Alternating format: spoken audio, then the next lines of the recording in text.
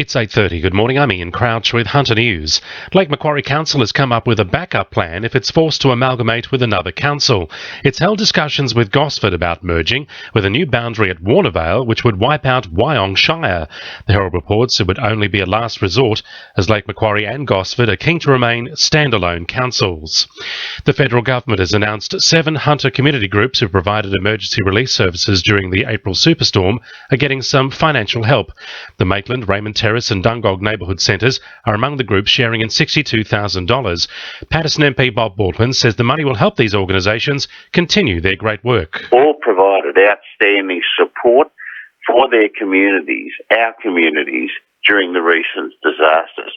And that's why I'm glad to announce that $62,000 will be distributed amongst these groups to top up their funds, because they would have spent so much of their time, effort and money doing what they do so well, and that's supporting our communities. A childcare centre could end up being built next to a Cessnock pub. Council will decide tonight whether to allow the centre on a vacant block of land next to the Royal Oak Hotel in Vincent Street. The company behind the proposal insists it wouldn't be a problem. However, the pub says it would be inappropriate.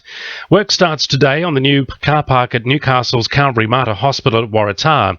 The work will provide 273 additional spaces, bringing the total number of spaces at the Mater to more than 900. Parliamentary Secretary for the Hunter, Scott McDonald, says it will take the pressure off surrounding streets. It's a very busy part of Newcastle around that Waratah area. There's a lot of pressure on there at the moment. People are having to walk fairly long distances to get to the visiting areas and the wards. So this will free up some areas close to the main part of the hospital, just for the convenience, and as they take some of that pressure off from a very busy part of the town. It's predicted a jump in petrol prices in the Hunter won't be as bad here compared to Sydney. Unleaded prices there are set to hit $1.50 a litre by Friday, with national petrol prices set to record their biggest quarterly increase in almost 25 years. The NRMA expects the cost of fuel on the Hunter to remain fairly consistent. However, it's reported some of the region's service stations have already hiked up prices by 17 cents a litre overnight.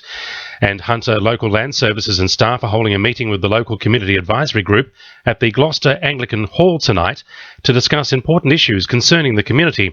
The meeting is also a chance for landholders to meet with staff and board members for advice on a range of issues such as native vegetation and pest animal management. General Manager Brett Miners says the meeting starts at 5 o'clock. So, we really encourage local landholders to come and just meet the local board, and also just to provide feedback on their local priorities. Sport for our sponsor, newcastlecheapestcars.com.au. Coming off last week's bye, the Newcastle Knights are hoping to hit the field as a fresh team, with any restless or disgruntled players being urged to move on from the club.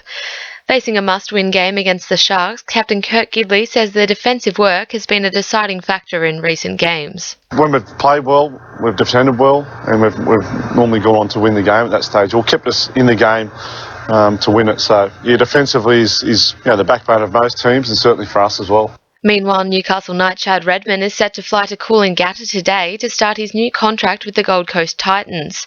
The 22-year-old will meet his new teammates later this afternoon and begin training for their upcoming game against the Warriors. And Jets youth midfielder James Baresi is looking for a fresh start at the club. Recently returning to the side following a knee reconstruction, Baresi is hoping to get as many games under his belt as possible. That's Sport. I'm Georgia Moylan. To NURFM News Time 26 to 9.